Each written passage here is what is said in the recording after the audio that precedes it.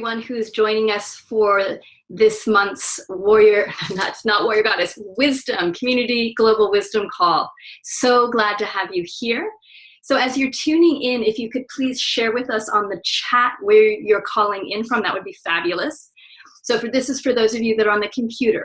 If you just take your cursor and just pull it down to the bottom, you'll see a little chat button. Click on that, and you'll be able to then share where you're calling in from. We would love to know where you're tuning in from today. For those of you that are on the phone, welcome. We're so glad to have you here as well. And for those of you that are listening to this recording later, we're also calling you into the circle as well. And we're just going to take a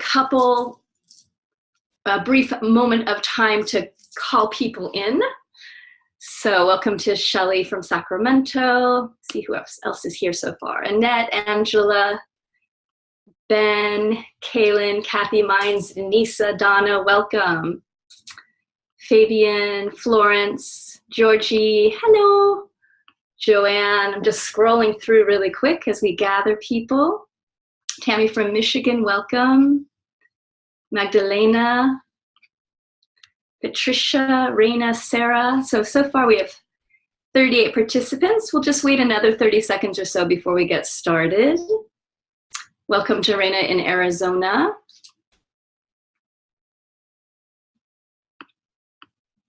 And Susan from South Africa, welcome. I love our global community. It's so beautiful. So my name is Heather Ashamara, and I want to welcome everyone to the Wisdom Community Call for November.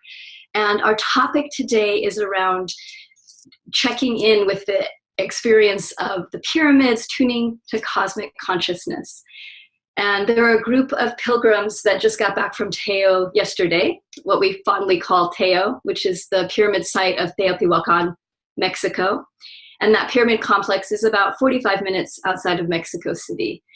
And literally, we all just landed yesterday. So I'm still slightly discombobulated, as you might be able to tell. We're still, as Sheila said earlier, we're still halfway there and halfway here. So to clarify, some people are saying, wow, it's so cool. You're going to be broadcasting live from the top of the Pyramid of the Sun. And no, we're back home already. But we did create a little video for you to share the energy that was at the top of the Pyramid of the Sun. And we'll also be playing a song. So today, Will and Judith will not be joining us on this call, though they may be checking in broadcast-wise.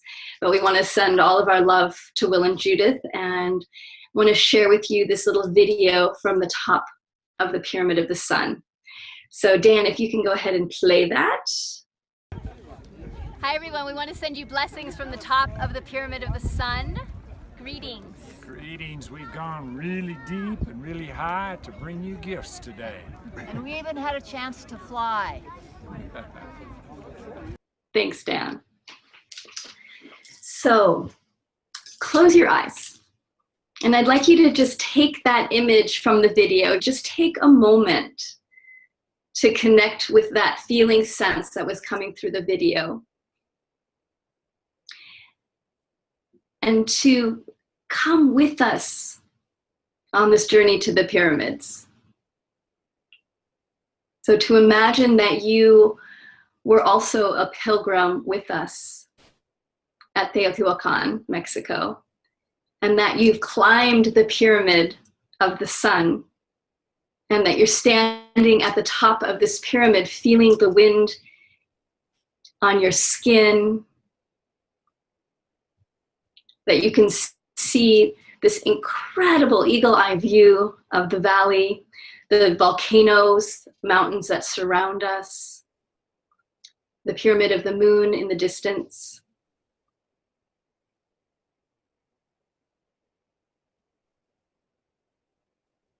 And imagine that you can get an eagle-eye view of your own life as well.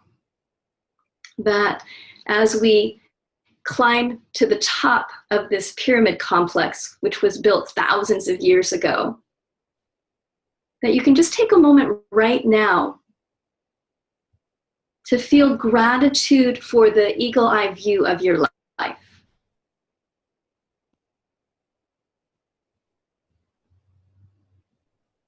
to feel how every experience that you've had up to this point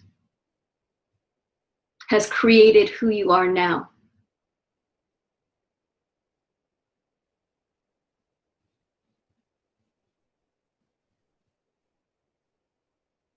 And let's imagine that we all show up with ourselves in gratitude for all of our experiences.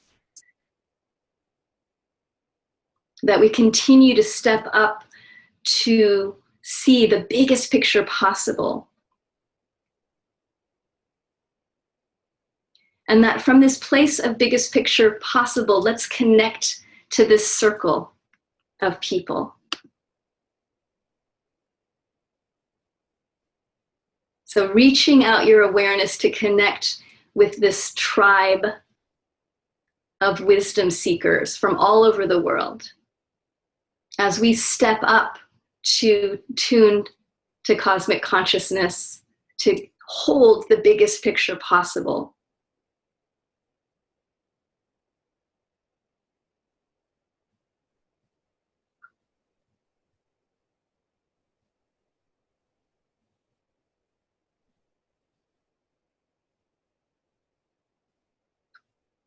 Beautiful. And when you're ready, you can open your eyes and be present here.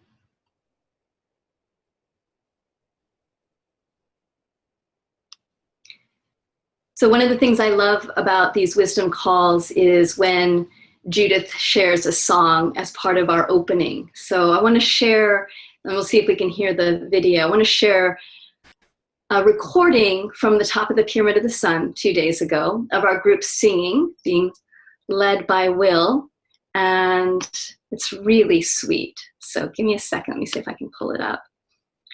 And hopefully you can hear this because it's great.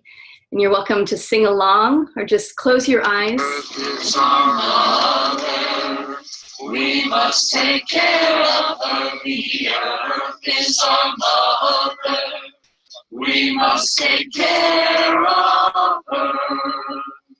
Hey, yana, oh, yana, hey, yana. Hey, yana, oh, yana, hey, yana. So that was a little clip from our top of the Pyramid of the Sun. The audio's working, yay! So let's give the big context around why pilgrimage is important. And one of the things that we've been doing on the Wisdom Calls is really talking about community and pilgrimage and the importance too of then bringing what we learned back to our larger global community. So last month on the call, we talked about the pilgrimage to the Kalish, to the pyramid, not the pyramids, sorry, lovely brain, still in Teo, to the mountains in Western Tibet. And we heard from Jim Garrison and Constantina and Mark around their incredible experiences. So I just want to take a moment to weave that pilgrimage to this recent pilgrimage that a group of us did to Teotihuacan, Mexico. And the pyramid complex of Mexico have been walked by thousands and thousands of people over thousands of years as an initiation ceremony. And so often when we go on a pilgrimage, what we're doing is stepping into an initiation ceremony.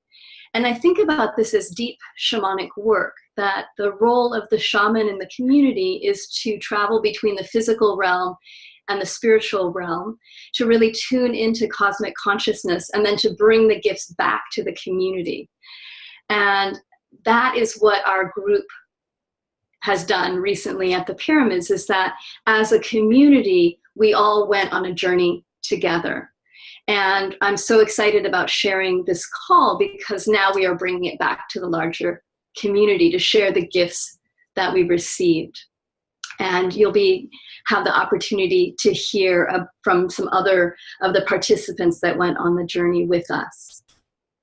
So when we hold this idea of cosmic consciousness and really tuning into the wisdom of the pyramids, we look at the big picture view that there are pyramid complexes around the world that are held as sacred.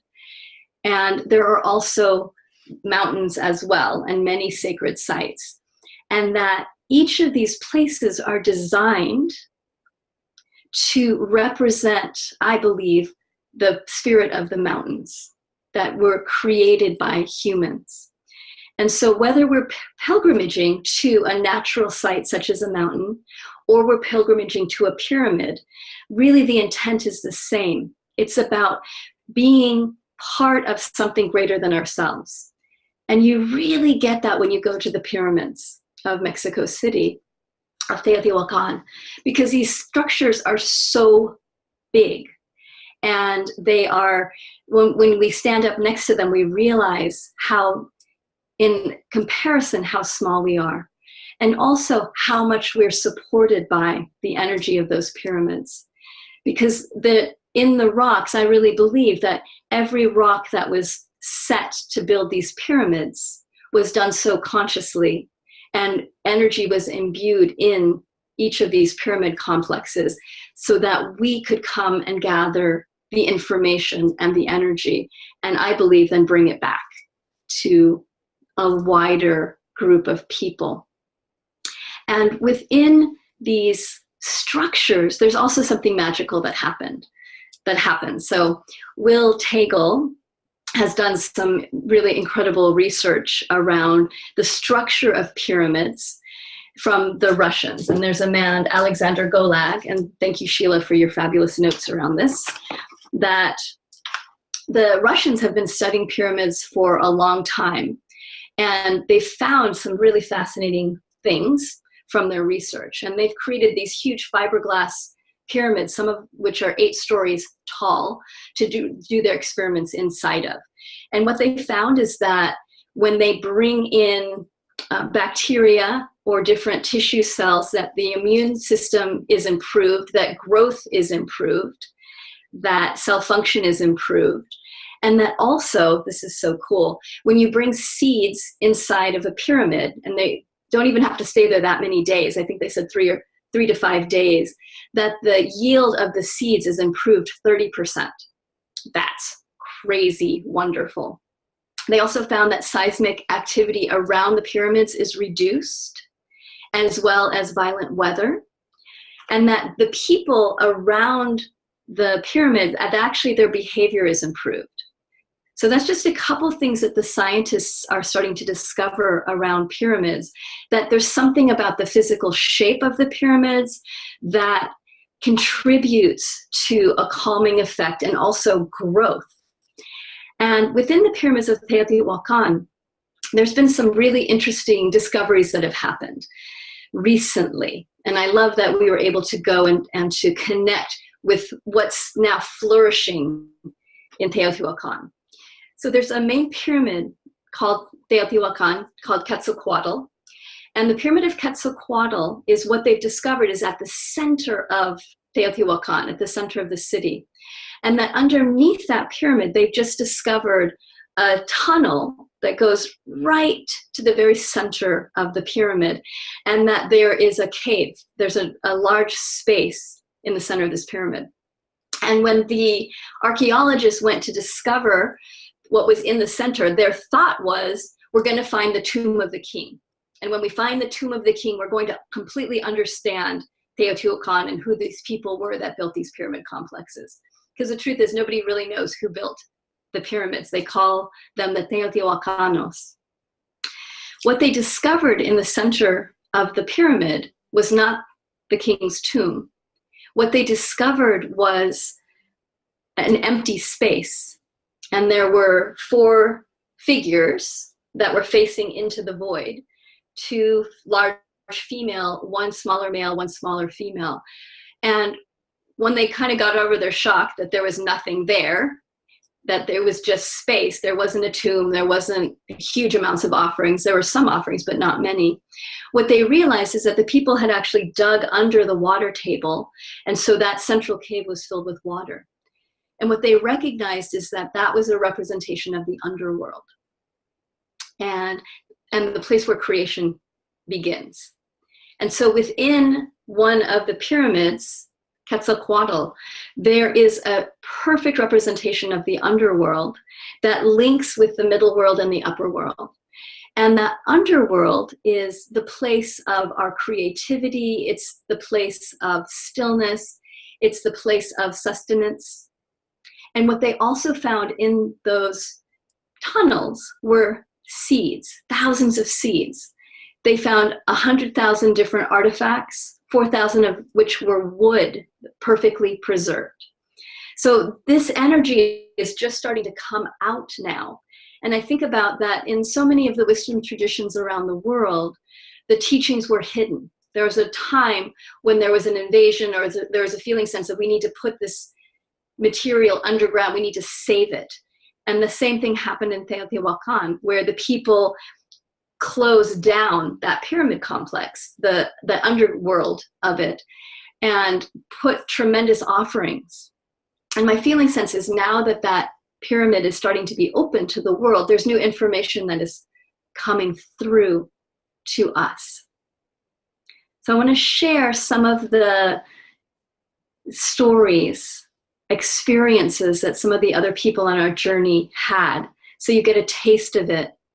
And that what Teotihuacan is really is an initiatory process.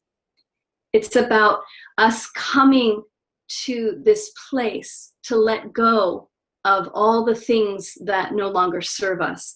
And we do that by letting go of everything, to have the willingness to face what we call the angel of death, and to give back to her our life, everything that we love, knowing that she loaned our life to us.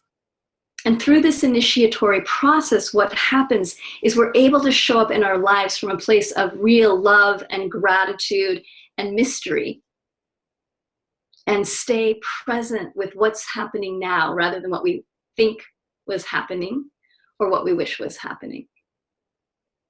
So there's an incredible way that those of us that go through this initiation process, and now you're part of that because you're on this call, have the opportunity to become more of ourselves and to share this energy then with others. So I'd like to start with, let's go ahead and start with Sheila and Dan, of both of you sharing your experience at the pyramids, this journey. Hello. Hi, everybody. It's such an honor to be here with you, and I do feel like I'm walking in between the worlds a little bit right now. I woke up this morning with a dream message, and I think it really encapsulates my experience there. And the message was, the wisdom of the ancestors has been lost to us, and we're here to discover it, and we're here to remember. And I feel like that's what we were doing. Every time we go to Teo, that's what we do. And it shows up in so many different ways, the wisdom, through dreams and through profound experiences. And a moment of joy and magic that I want to share was we were at the top of the Pyramid of the Sun, and we had laid out on a shawl jewelry and other items that we wanted to get blessed or be energized by the energy of the pyramid. And as we were passing things to the center for Heather Ash to put out, there were local women and local people who joined in and gave us their jewelry too, and gave us their items to be blessed and to be energized by the pyramid. And as we were singing, and we sang for a long time, as we were singing, they were there with us the whole time watching us. And so at one moment, one of our beautiful pilgrims, Juan Carlos, sang a song in Spanish. And he sang it so beautifully. And then all the people joined in. So we had the local Mexicans and the local people at the pyramid join in our song because they knew this song. And so And it was magic. And there was a beautiful little girl who was right there with us. And so she was just beaming, and she was fully participating energetically with us. And it was a moment of unity and a moment of really, we are all one. And so even though we're white and we come and we do our ceremony, but we were in that moment, there was a coherence and a real feeling of unity with the local people, with the eco field, with the energy of the pyramid. And it was truly magical. So when we first arrived in Teo, the question that we sort of came with was, why did each of us come there? And you know, at a superficial level, it was real clear that many of us are coming back because the food's so good, the place is so beautiful, you know, and like that. But there were also people who were coming for the first time. And we sort of wrestled with that question, and we had this sense that we were being called to that particular place at this particular time for a reason, and not really knowing what that is. And as the week unfolded, it was clear that we each did very deep shamanic personal work, but that work was done in the context of this community, this small community of 35 or so people, that pilgrims that went, and that in the context of an ancient civilization, and in the container of these pyramid structures and so on. And then even beyond that, as we were doing our work in this place with thousands of other people at that site, and then even beyond that, out into the world. And so you know, at one level, this work is certainly personal, but at another level, it really felt like that we made a real difference in the world, and that it's very important work. I won't go into one particular event that was really world changing. We might talk about that a little bit, I don't know. But bottom line is, we were clearly called there for a particular reason, and that we did that work while we were there. Beautiful. Thank you, Dan and Sheila. And that feels so true, that, and we also do the work for all of us, that whenever anybody goes on a vision quest or a pilgrimage, whether it's with a group or by ourselves, that whatever work that we're doing impacts everyone around us. So, and that's just so powerful, that we literally impacted the people on top of the pyramid that gathered, that happened to be with us that day. And that energy then travels out, because as each of us cleans the old beliefs and agreements and creates more spaciousness with ourselves, we change the vibration that we're holding. And that vibration then affects everyone. So I'd love to now call on Kathy Mines, who is also part of our pilgrimage. So give us a moment while Dan brings her in. And we right now have 65 live participants, which is beautiful. And there she is. And you have to unmute. There you go. Love. Okay. Can you hear me? Yes. Hi. Okay. Yes to everything you said. Yes to everything Sheila and Dan just said. And hi, everybody. I'm thrilled that the call is so quick from us coming home, because it feels it's really kept the connection. So I'm grateful for that. One of the things I want to probably share is that when we go to places like this, we work with, like, you know, we're bringing the energy up, and this energy and this idea of the energy, and it's so true. What I noticed this time, my second time there, is that energy that I might have explained to somebody, kind of like, oh, the energy is so peaceful. That energy is, it feels like truth. I don't know how else to explain it, because it's too soon to come home to really decipher what in the world we did, because, oh my gosh. But that I've got a depth of peace in me that I've never felt before. And, you know, this is kind of my world, and I think I'm tuned in, and it's different. Like my second trip there is, I don't know what you did to us, but it worked, and I'm grateful for the energy of the pyramids. But it's this thing, if you tell people to come and tap into the energy, it might feel like it's urgent. It's so peaceful. I've come home so peaceful. And, you know, we talk of this place being a place of profound change. And I want to use those words, but if I could say profound so quietly, if that makes sense, because it's such a powerful word, but what is most, sits with me most is that this profound peace in that energy. And it's nothing to be afraid of, because sometimes you could think, I better not go, it's too much energy for me, or, you know, we've all kind of had those experiences. I've come home completely opposite, so grounded. It's hard to put to words. Maybe the call needs to be in a month when I can talk again. But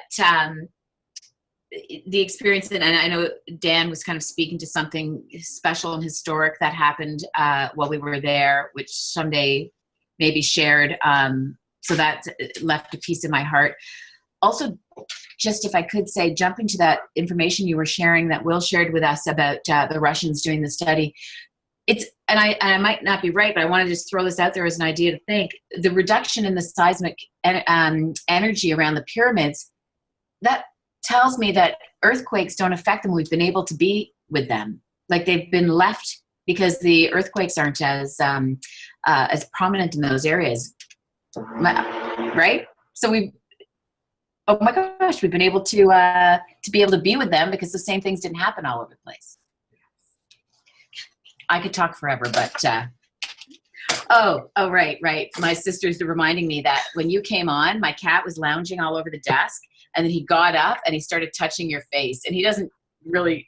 He was right. Like, oh, okay. And then he laid down again. He got up again, and he just kept touching your face. So what? You're really swiftly. Oh, okay. One more thing.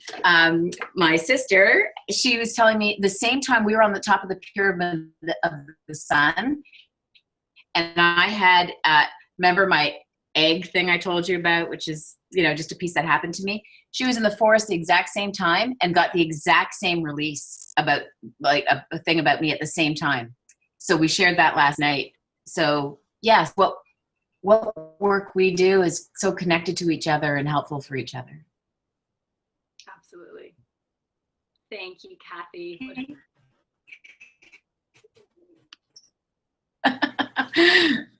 So great. Thanks so much. Thanks. And isn't this exciting?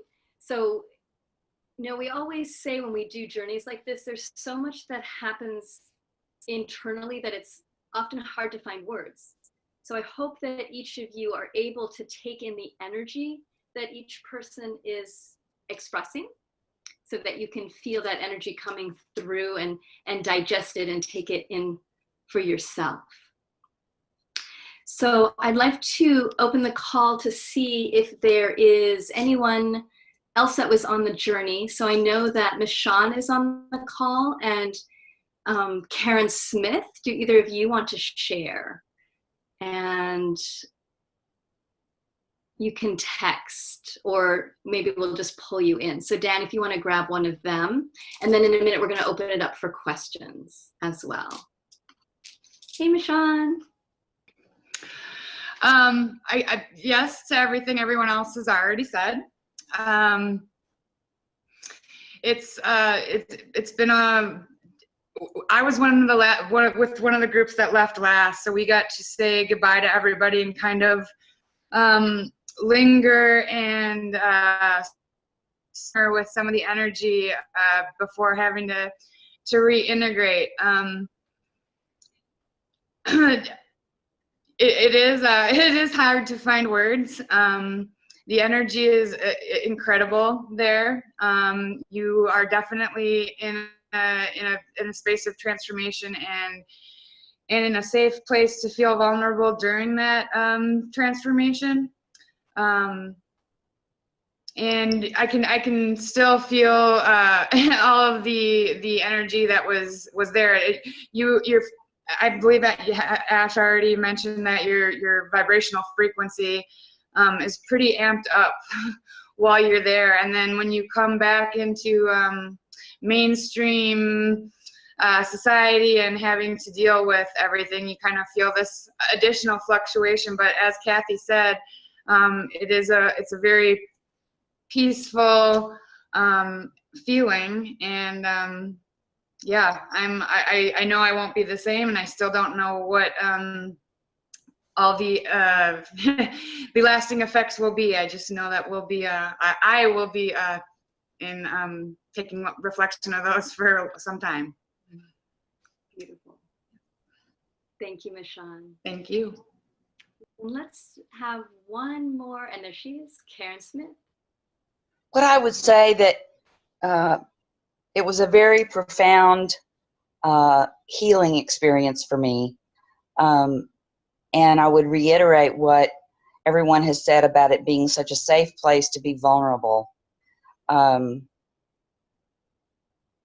of the things that we worked on while we were there was the combining of the duality of the sacred masculine and the sacred feminine into one, into a oneness that is really, to me, the creation of the world, and all of the reality that we experience.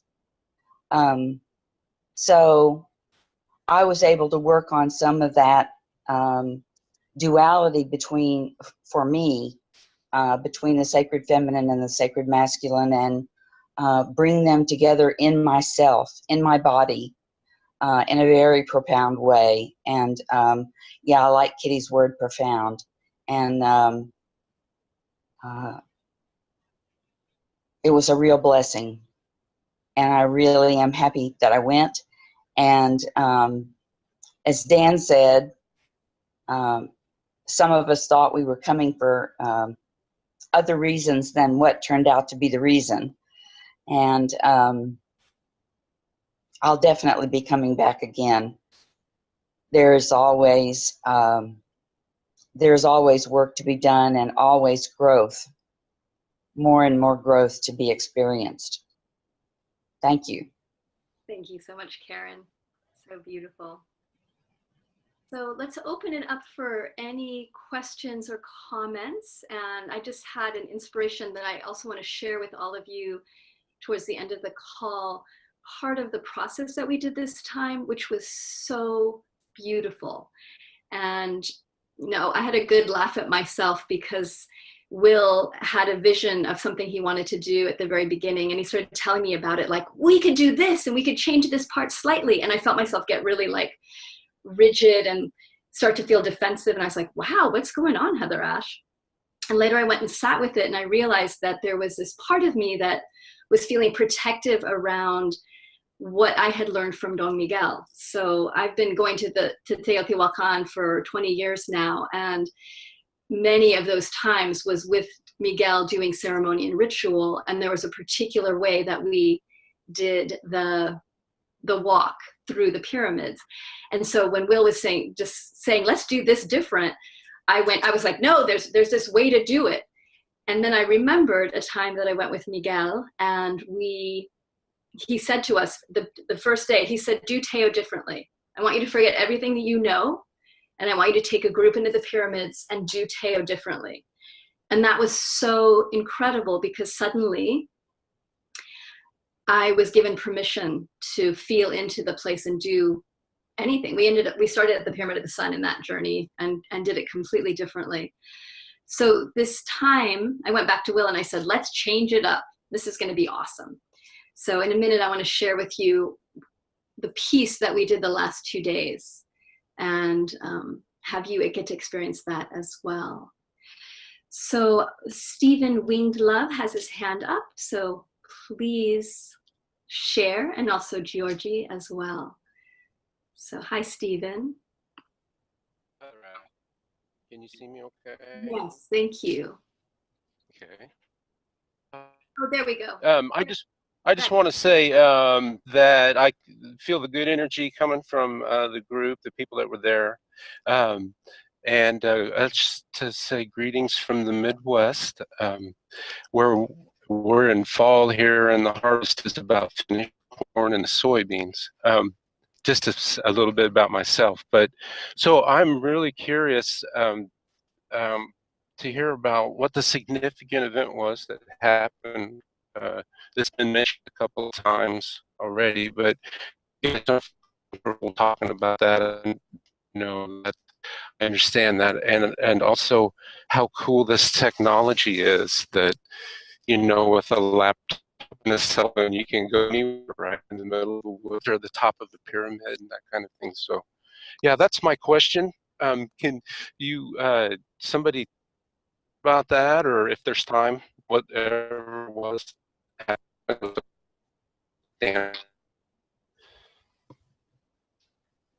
Yes, thank you, Stephen. We can definitely, I think part of what we're all talking about is just the whole journey. But yeah, we can definitely talk about some of the specifics that happened. And thanks for sharing. It was fun to see all the leaves in the background and to feel fall where you are. Good. And Georgie. Oh, hello. Can you hear me well? Yes. Oh, wonderful. Thank you so much. Greetings to you all, dear friends from Hungary. It is raining and cold and miserable, not like it was on Teotihuacan. Oh my gosh, I wish I was there with you guys. I know that I was meant to be there this time, but maybe next year. Just a few words of reflection. I so wanted to hear about your experiences. So thank you so much, Heather Ash and the rest of the team, for sharing your experiences with me. I really feel it in my heart and soul that I was there a little bit. It's so interesting. You said that nobody knows who actually built the pyramids.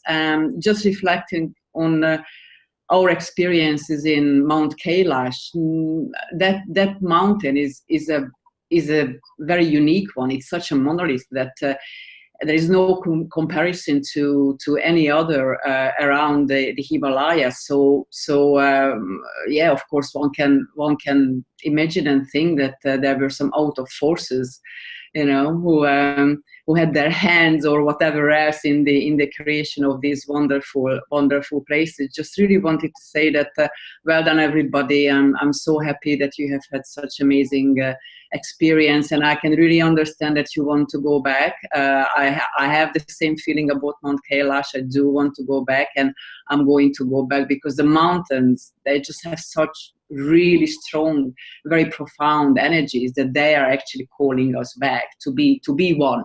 There is one that this is actually one approach or one modality becoming one really with the mountain. Obviously not in a material way, but in an energetic and spiritual way. So this is why I just can't wait to be there, hopefully next year, to be with you all and experience those wonders and the like together. So thank you very much for inviting me, and keep processing your amazing experiences. Thank you. Thanks, Georgie. So good to see you. Mm-hmm. One of the archaeologists said is that for the people of Teotihuacan, there was simultaneous, what they called sacred time and mundane time. And that the belief was that the mundane time wore down sacred time. And so that it needed to be renewed regularly. We needed to go back to the beginning, back to creation. And I feel like so often these pilgrimages, and especially the pilgrimage to Teotihuacan, since it's so much about letting go of everything, that what we're doing is we're stepping out of mundane time. And we all know how easy it is to get caught in mundane time, of just the to-do lists and the things to do, and that our focus gets narrowed down into the next thing to do, the emergency that happens, the chores, going to work. And that we start to forget the sacred. We start to wear down that sacred time because we're not attending to it. We're attending to the matters of life, which is important. There's nothing wrong with mundane time. It's beautiful. It's so great to get to be in a physical body and to be in action with the physical world, to be engaged. And yet we can also get hooked. And so we fall out of the sacred. We forget about the sacred. So anytime we go on a pilgrimage, whether it's to a sacred site like Mount Kailash, or whether it's to the pyramids, that what we're doing is we're stepping out of sacred time. Excuse me, out of mundane time. We're stepping back into sacred time. And sacred time is the place where we're connected to everything, where we have the biggest view possible of the cosmos, of the creation. And we recognize we're part of something so much bigger than ourselves. So we step out of our small self, our ego, what the Toltec called the little soul, the part of us that believes in separation. And we step back into our big soul, back into our spirit, back into our essence. And from that place, we come back home again. And that peace that Kathy was speaking about, that sense of centeredness that Michonne spoke about, the connection, larger connection that both Sheila and Dan spoke to, then gets reintegrated back into our beings. We come back into relationship with the sacred, and we can then bring the sacred back to the mundane.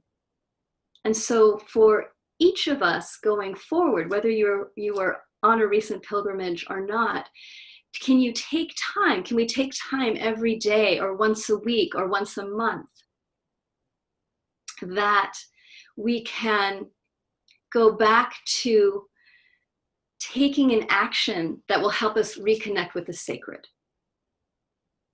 So what action can we take that will help us reconnect to the sacred?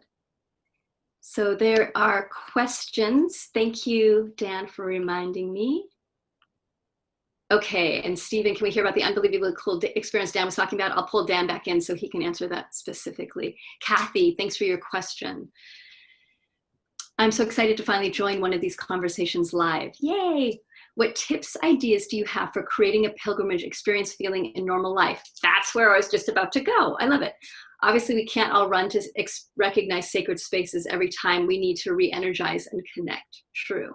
You might be answering my question as I'm typing. Set aside sacred time. Yes, exactly. That, please don't use this call to say, oh, the only way I can reconnect with sacred time or be able to connect to this new consciousness is if I go someplace, if I leave my life and go someplace. If we're able to, how fabulous. But if we're not, it doesn't mean that we can't reconnect with sacred time. We just need to set the time aside. And we need to be willing to step out of our life completely in that time. So that means setting aside time for yourself, whether that's in your bedroom or going out for a walk in nature or going to a park someplace or a tree or a mountain that's nearby that you can get away to. It doesn't matter whether it's in your home or outside. What is important is to turn off or tune out of mundane time. So turn the phone off, don't have your computer, disconnect from all the places that we connect to the mundane, and come inside. Because really, where is the sacredness? It's inside each of us. We go to these different sites to be reminded, but we can have that right here, right now, of that place of going back inside and reconnecting to our big soul, reconnecting to our essence, reconnecting to that place where we remember the sacred and that we're not separate from it ever. It appears that we are sometimes, but the truth is we're always connected. We just need to remember. And I love what Dan said at our journey. I'm actually going to pull you back in, Dan, if you'll share the piece around, it's not that we forgot, it's that. I'm going to let Dan answer that question. Yeah, so a couple of conversations that we had sort of got into the statement that, well, nobody knows about this, or I don't know about this. And it became clear that it isn't that we don't know, but that we have forgotten. And so a lot of the work that we did at Teo was all about remembering, and just remembering what we've forgotten. And so the belief that we've sort of come away with is that there's nothing that we don't know, but there's a lot that we've forgotten. And that we're in the process of remembering. Yes. And then Dan, Stephen asked, what was the big experience? So is there a specific that you were referring to, or is it just that general well, journey? Definitely a specific experience. And the challenge here is that any words to describe this experience begins to diminish it. And I'm going to tell you the headline, and then to also say that over the next few weeks we will be releasing some video which will allow you to experience what we experienced at the same time. So the event was this. One evening we had a group of Aztec dancers, which are visually stunning, energetically over the top. And so this group of Aztec dancers performed for us, engaged us in their dance, and we participated in this ancient, fabulous dance. And near the end of the dance, which is a complete ceremony in and of itself, one of our pilgrims, Juan Carlos, who had previously done some DNA testing and learned that he was 100% Spanish. And while we were at Teo, he became called to speak to the Aztecs, who the Spanish, killed, massacred, raped, just really destroyed much of their civilization. And Juan Carlos took full, complete, unmitigated responsibility for the atrocities of his people. And he rendered an apology and asked for forgiveness to the Aztec elders for what his people had done. And that moment was historic. It changed the world. And I can't say, I don't have words to say what that event was like, but that's the headline of what we were mentioning, what we were talking about. And the elder accepted his apology and offered his forgiveness. I think the one statement that he said sort of in response to this was that the Spanish did in fact kill the top of the tree, killed the limbs, killed that, but that his people were the roots, and that the roots continued to survive. So I'm gonna leave it at that and promise you that you'll see some video of this historic event over the next few weeks. And so stay tuned for that. Thank you, Dan. Yeah, this is the thing with these journeys, is that there's so many profound moments that happen that are outside of what we think might happen. And that was definitely one of those moments of just incredible, heartfelt apology and the receiving of that apology. And as we do this work of pilgrimage to the pyramids, there's different levels. So there's working directly with the energy of the pyramids and the site and the ceremony as we walk through. And there's also very deep inner work that we do as well. And I want to share a piece of that inner work with you that was really touching for all of us and had a huge impact. And that was this idea of going back to honor the divine feminine and the divine masculine. And one day we worked with the divine feminine, one day we worked with the divine masculine. And we imagined that as a butterfly, that each of those two aspects were the wing of the butterfly. And what Will invited us to do was to go find a representation of a gift in our lives from the divine feminine. And so we all sat and got quiet and went into our history and chose somebody in our life that represented the divine feminine, and specifically a gift that came through the divine feminine to us. So for some people, that was a grandmother that loved them unconditionally, a mother that was completely loyal to her son's belief, even if she didn't agree with what his belief was. A partner that brought great joy and laughter. So there were all these different places. And then the next day, we also did the same with the divine masculine, where we asked everyone to go back into their ancestry and to pick a place, a person, a time, an experience of receiving from the divine masculine, receiving a gift from the divine masculine. And there were just such beautiful stories around the gift from fathers of being integrity, or the gift from a grandfather of being presence. And we took these gifts, and as we walked through the pyramids, we then shared these gifts with each other. We first let them get brighter inside of ourselves. We really took the gift, and as I thought about it, we like digested the gift and felt our gratitude and how that gift has changed our lives. And then we let that gift go out and we shared it with everyone in the group.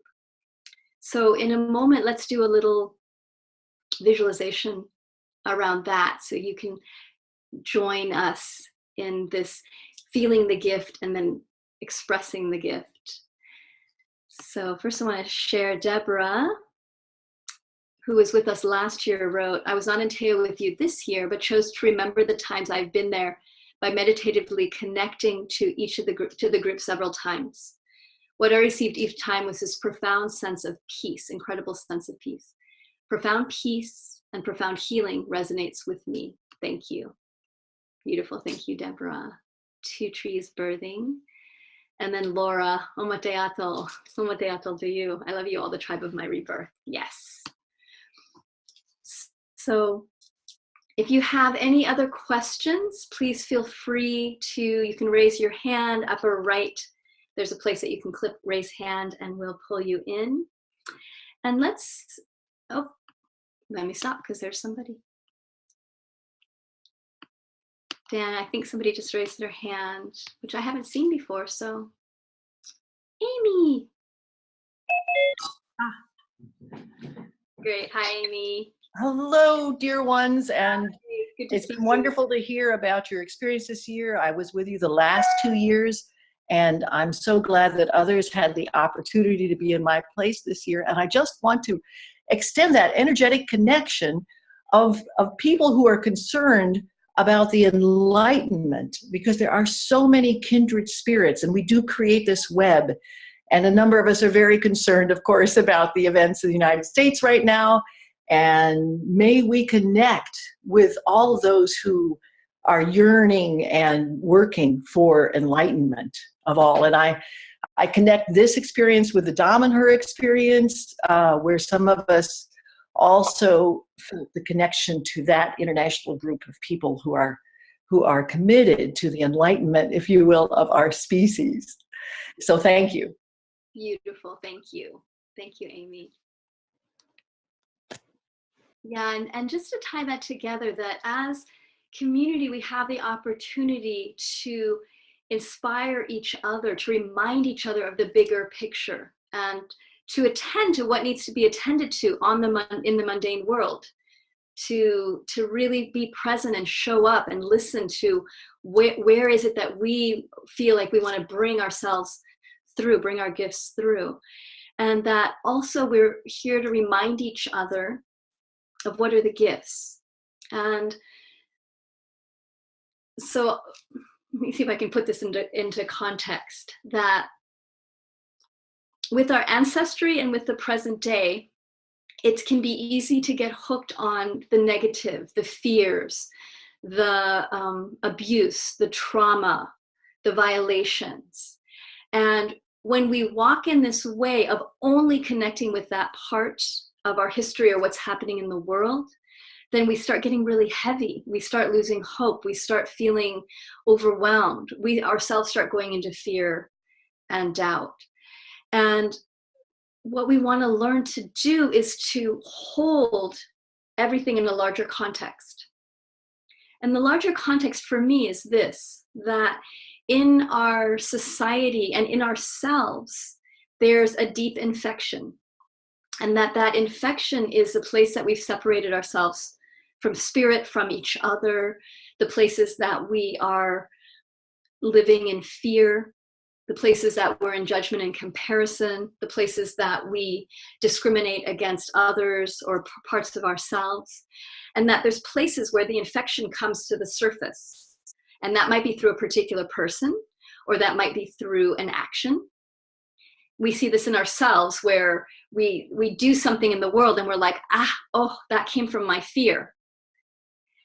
And it's a deeper infection inside of us. And we're seeing this in our politics now. We're seeing this, it's so apparent right now that the representation is the representation, but really we want to put our attention to the deeper infection. How do we heal the deeper infection?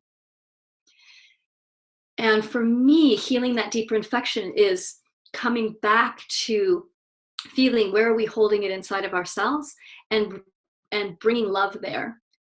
And also beginning to feel what are the gifts, so that we're pulling forward the gifts from our ancestors rather than just the trauma or just the fear or just the negativity or just the discrimination or just the separation.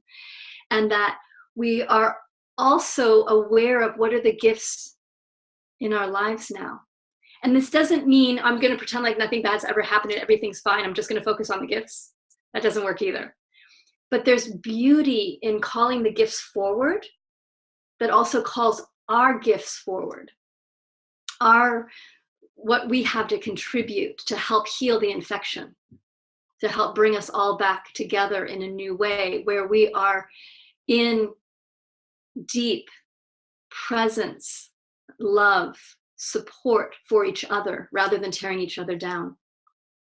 So here's the visualization. If you'll take a moment to close your eyes.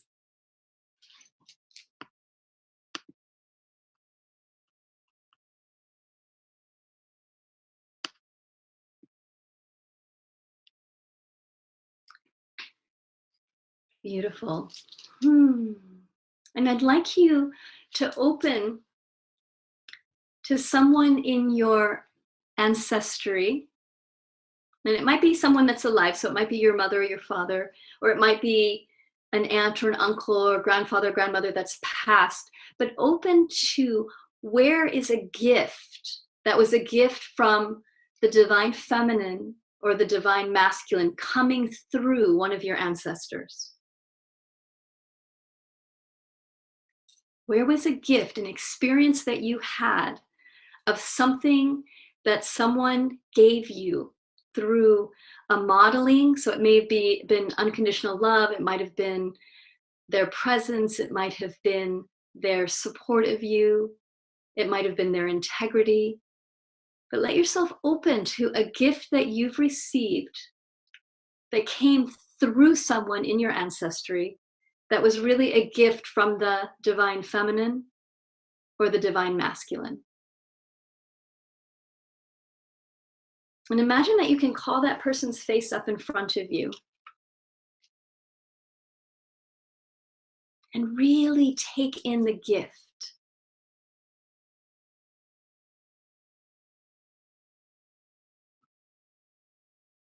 Let yourself feel that gift. Receive that gift from that person and receive it as coming from the divine through them to you.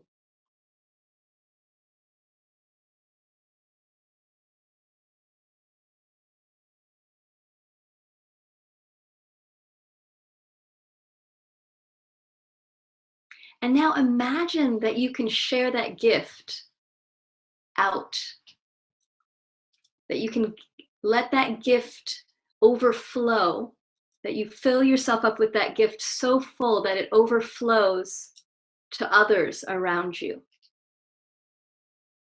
So let's imagine in this community called Tribe that we offer our gifts into the center of this circle, that we gather all of our gifts and put those gifts into the center of the circle.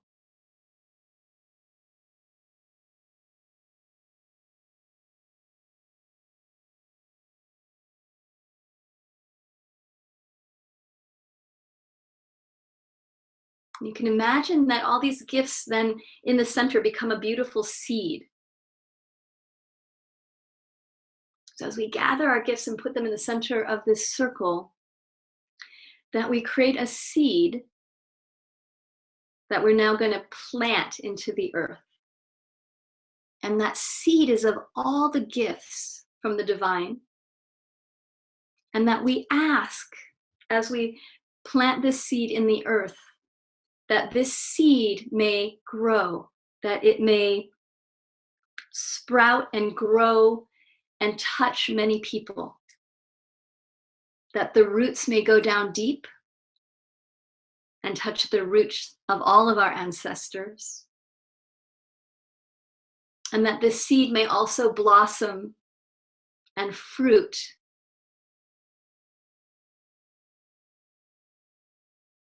and remind humans of the many gifts that we receive.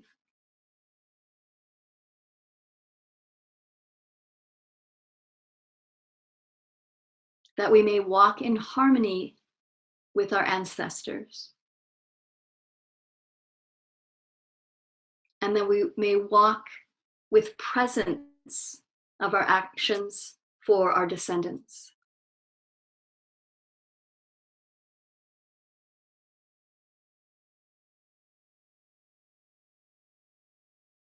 Good, and may you continue to resonate this gift inside of you. Let it overflow.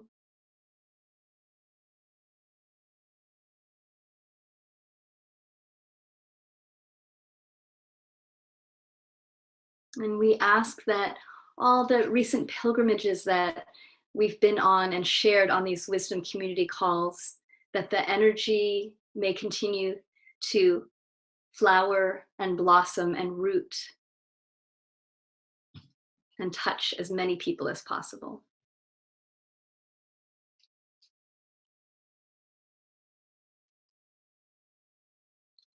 And when you're ready, you can open your eyes.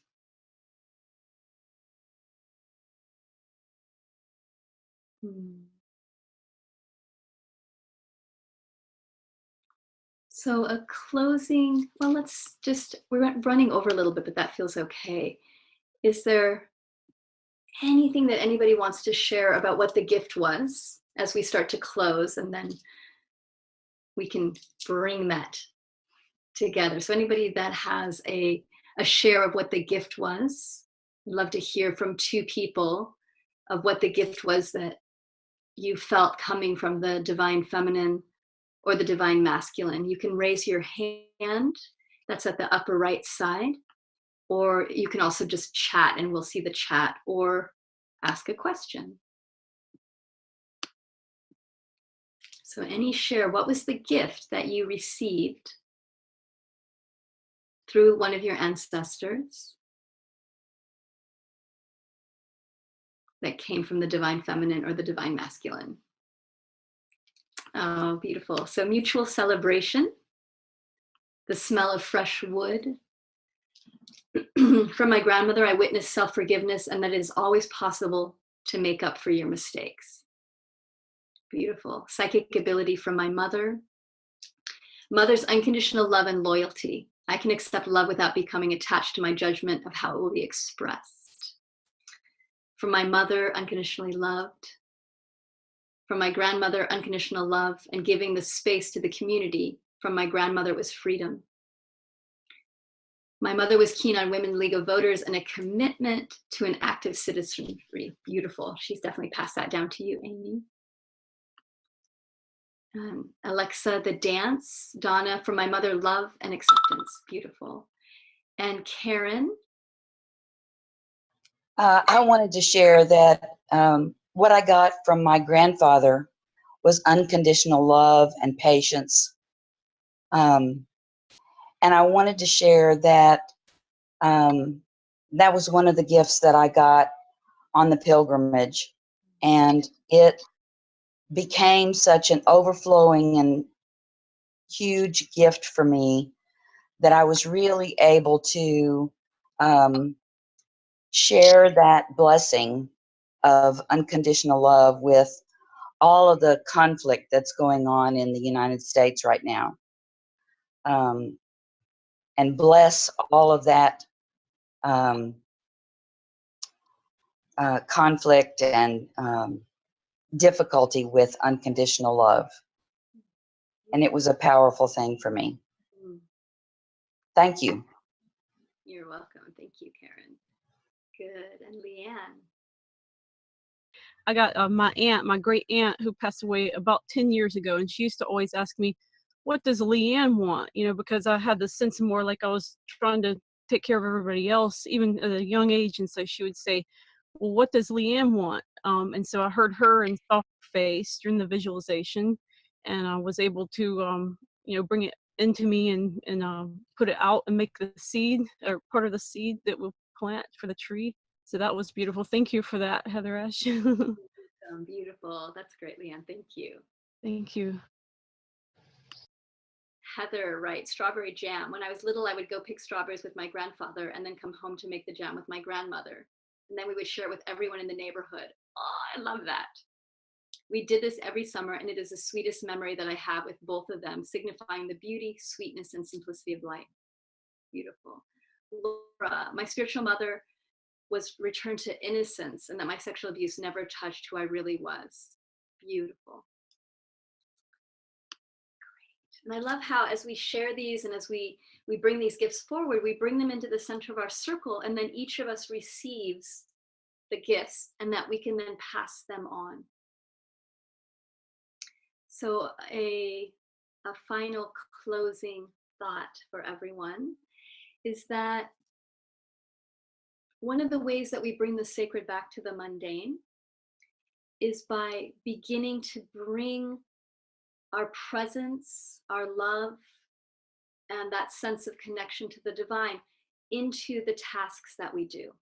So Matthew had written a question and just reminded me that in Teo, I mentioned that in India, when the women in the morning will go to sweep the floor, because every day they'll go sweep their porch in the front of the house, and that it's an absolute sacred act. That I've seen these women that will step out to clean their porches, to sweep their porches out. They're completely connected to the divine, and that sweeping is a sacred act, and that we can bring that back for ourselves.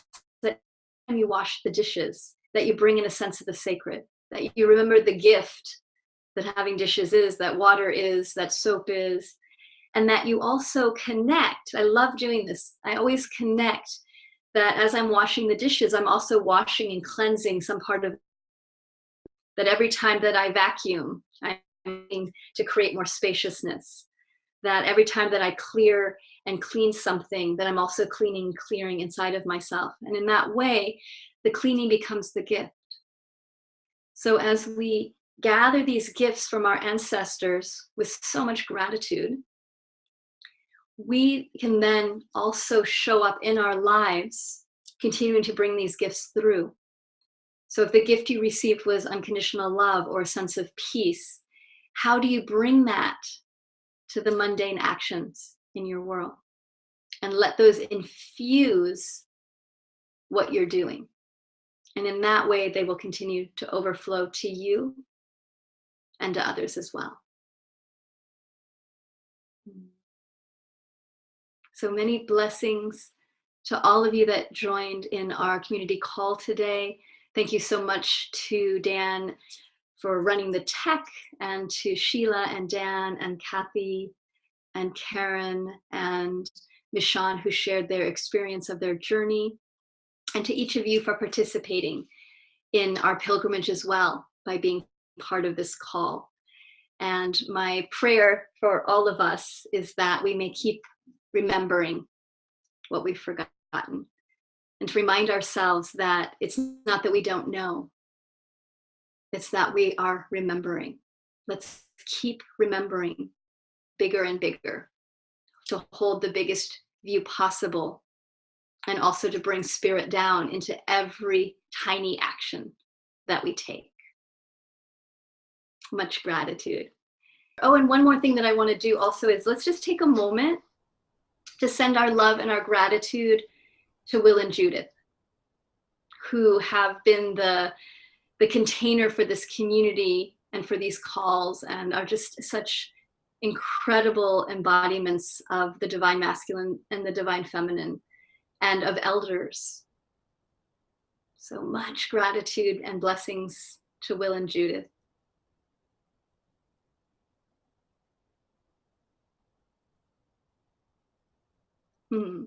Good. Blessings and gratitude to each of our ancestors, and to each of you for joining us in this call. Much love.